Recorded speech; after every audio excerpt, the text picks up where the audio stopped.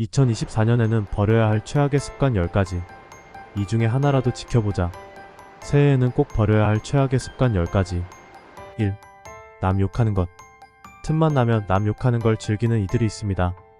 이 글을 읽는 당신이 혹시 그런 사람에 해당된다면 올해에는 이러한 습관을 꼭 버리길 당부합니다. 험담을 즐긴다면 이는 본인이 행복하지 않다는 뜻이기도 하니까요. 늘 스스로에게 불안함을 느끼기 때문에 남을 욕하면서 깎아내리고 상대적 우월감을 얻으려고 하는 것이죠. 2. 스마트폰 과다 사용. 디지털 세계를 과하게 의존하는 것은 우리의 뇌가 외롭다는 것을 의미합니다. 스마트폰, 컴퓨터 등을 많이 사용할수록 외롭다는 연구 결과가 있죠. 하지만 뇌를 끊임없이 자극하는 디지털 매체를 더욱 많이 사용하다 보면 결국엔 과의존에 빠져 더욱더 현실 세계와 멀어지게 만들죠. 이는 주의 집중력을 낮추고 부정적 감정에 취약해지게 만들어 고립된 인간으로 만들게 합니다. 3. 새벽에 늦게 잠드는 것. 잠들기 어렵고 새벽에 계속해서 깬다면 단순히 예민한 것이 아닐지도 모릅니다. 불면증이 지속되면 수면 장애가 생길 수도 있는데요. 벽까지 늦게 안 자고 아침에 무거운 피로감을 느끼며 일어난다면 적정 수면 시간이 지켜지지 못해 하루 종일 안 좋은 기분으로 생활하게 됩니다. 앞서 설명한 스마트폰 사용은 잠들기 전 최대한 피해보세요. 수면의 질을 높이기 위한 습관은 다양하니 본인에게 맞는 방법을 시도해보길 바랍니다. 4. 할 일을 뒤로 미루는 것.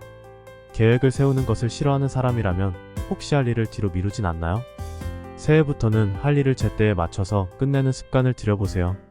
만약 당신이 회사의 구성원으로 함께 일하는 조직에 속하지 않았더라도 말입니다. 미룰 수 있을 때까지 미루는 습관은 반드시 버려야 할 최악의 습관입니다. 5. 집착하는 것. 사람이든 동물이든 물건이든 특정한 어떤 습관이든 우리를 올가매는 집착이라는 병에서 이제는 벗어날 시간입니다. 무엇인가에 외면당하고 크게 버림을 받은 경험이 있는 사람일수록 집착증에 걸리기 쉬운데요. 이러한 일이 일어난 것은 당신의 잘못이 아닙니다. 이제는 상처에서 해방되세요. 집착이 너무 심해지면 인간관계는 물론 우리의 일상적인 생활에도 문제가 생길 수 있습니다. 6. 일어나지 않을 일을 끊임없이 걱정하는 것. 매사에 신중한 여러분, 일어나지 않을 일까지 걱정하는 습관은 이제 버리도록 하세요.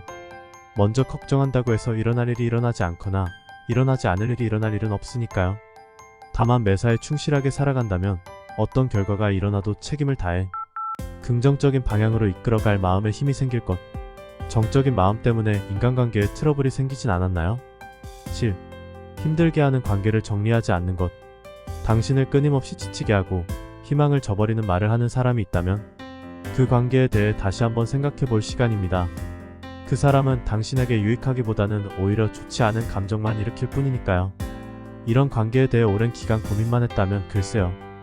이미 답은 정해져 있습니다. 이제는 행동할 시간입니다. 이렇게 소모적인 관계는 질질 끌어봐야 소용이 없습니다.